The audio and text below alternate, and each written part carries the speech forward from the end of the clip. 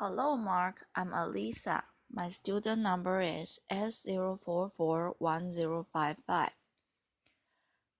Today my topic is Rana Kaliouby. This app knows how you feel from the look on your face. And I'm a freshman at NCUE. Our emotions influence every aspect of our lives, from our health and how we learn, to how we do business and make decisions, big ones and small. Our emotions also influence how we connect with one another. We've evolved to live in a world like this, but instead, we're living more and more of our lives like this. This is the text message from my daughter last night.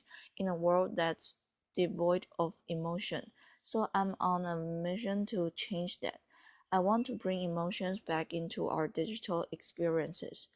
I started on this path 15 years ago. I was a computer scientist in Egypt, and I had just gotten accepted to a PhD program at Cambridge University. So I did something quite unusual for a young, newly Muslim Egyptian wife. With the support of my husband, who had to stay in Egypt, I packed my bags and I moved to England. At Cambridge, thousands of miles away from home, I realized I was spending more hours with my laptop than I did with any other human. Yet, despite this intimacy, my laptop had absolutely no idea how I was feeling. It had no idea if I was happy, having a bad day, or stressed, confused, and so that got frustrating. Even worse, as I communicated online with my family back home, I felt that all my emotions disappeared in cyberspace. I was homesick, I was lonely, and on some days I was actually crying. But all I had to communicate these emotions was, was this: laughter. Today's technology has lots of IQ but no EQ, lots of cognitive intelligence but no emotion intelligence. So that got me thinking, what if our technology could sense our emotions? What if our devices could sense how we felt and reacted accordingly, just the way an emotionally intelligent friend would? Those questions led me and my team to create technologies that can read and respond to our emotions, and our starting point was the human face.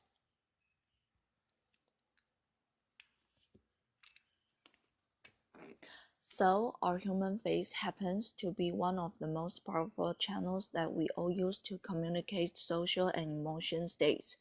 Everything from enjoyment, surprise, empathy, and curiosity in emotion science, we call each facial muscle movement an action unit.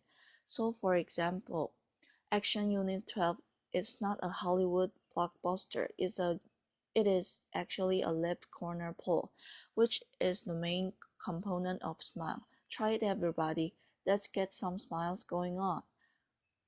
Another example is Action Unit 4 is the brow furrow.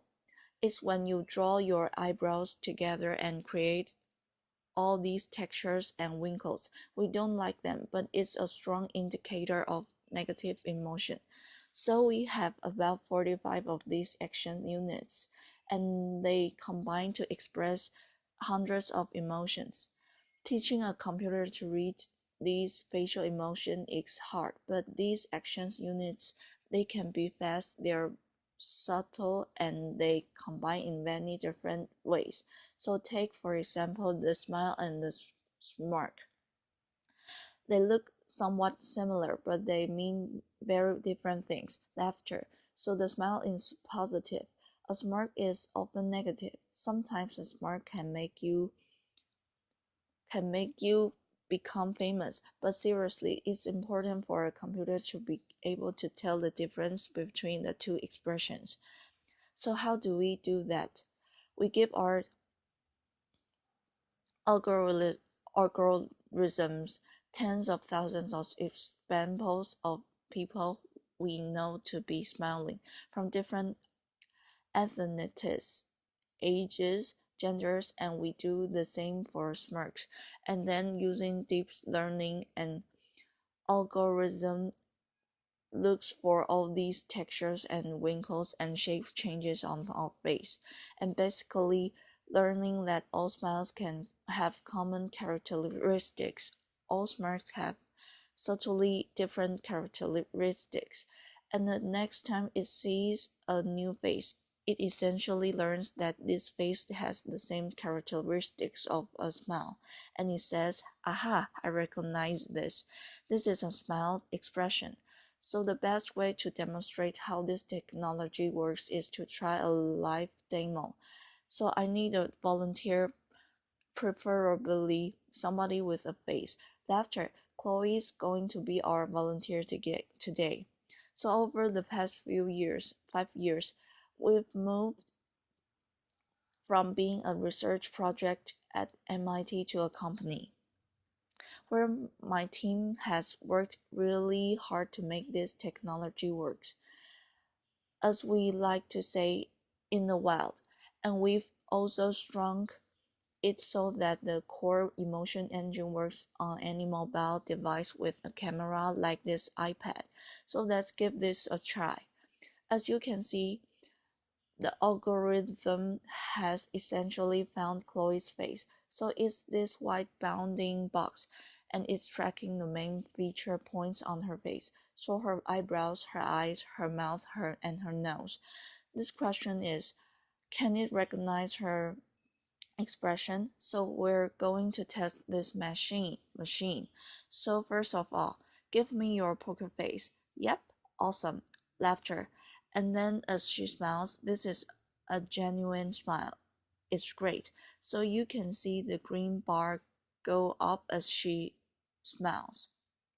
Now that was a big smile. Can you try a subtle smile to see if the computer can recognize? It does recognize subtle smile as well. We've worked really hard to make that happen. And then eyebrow raised, indicator of surprise. Brow furrow, which is an indicator of confusion. Frown, yes, perfect. So these are all the different action units. There's many more of them. This is just a slimmed down demo, but we call each reading an emotion data point, and then they can fire together to portray different emotions. So on the right side of the demo, look like you're happy. So that's joy. Joy fires up. And then give me a disgust face. Try to remember what it was like when Zion left One Direction. Laughter, yeah, winkle your nose. Awesome. And the valence is actually quite negative, so you must have been a big fan.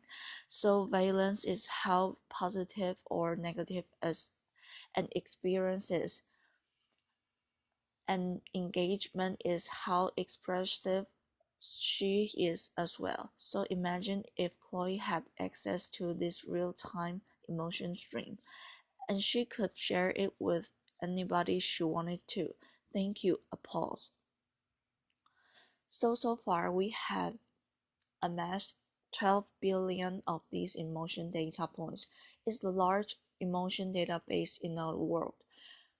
We've collected it from 2 million faces, videos, people who have agreed to share their emotion with us, and from 75 countries around the world.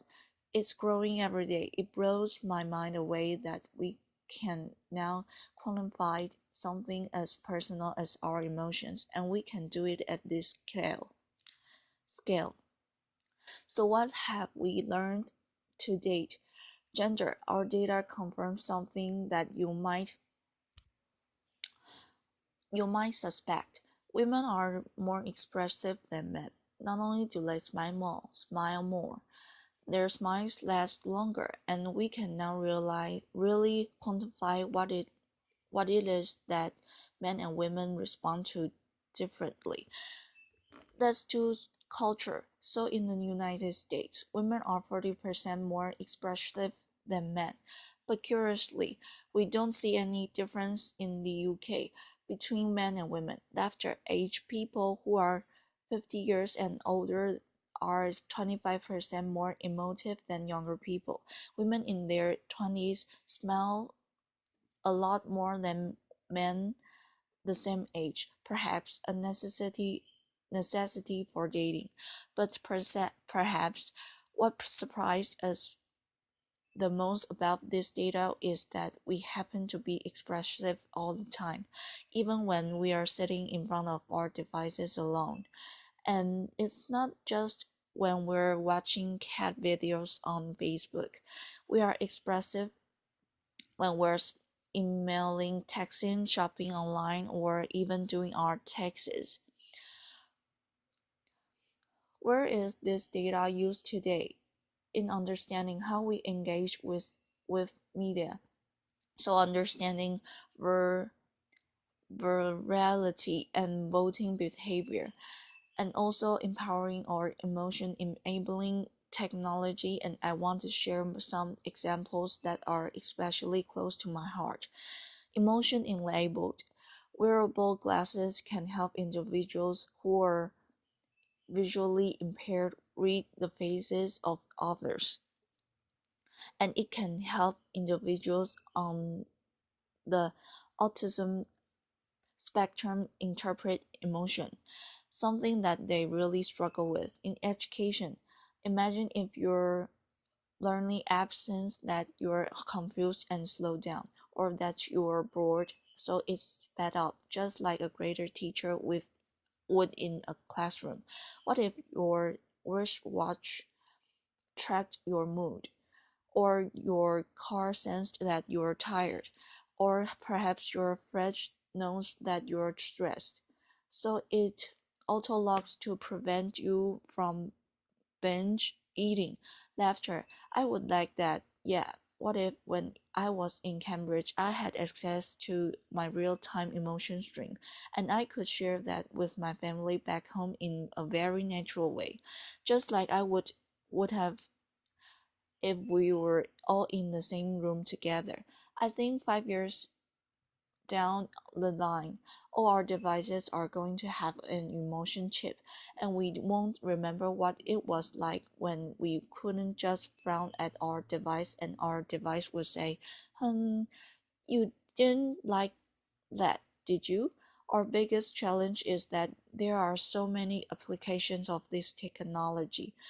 My team and I realized that we can build them all ourselves, so we've made this technology available so that other developers can get building and get creative. We recognize that there are potential risks and potential for abuse, but personally, having spent many years doing this, I believe the benefits to humanity from having emotionally intelligent technology for far outweigh the potential for misuse, and I've invited you to be part of the conversation. The more people who know about this technology, the more we can all have a voice in how it's being used. So as more and more of our lives become digital, we are fighting a losing battle trying to crop crop curb our usage of devices in order to reclaim our emotions. So what I'm trying to do instead is to bring emotion into our technology and make our technologies more responsive. So I wanted these devices that have separated us to bring us back together. And my humanizing technology, we have this golden opportunity to imagine how we connect with machines, and therefore how we as human beings connect with each other. Thank you. A pause.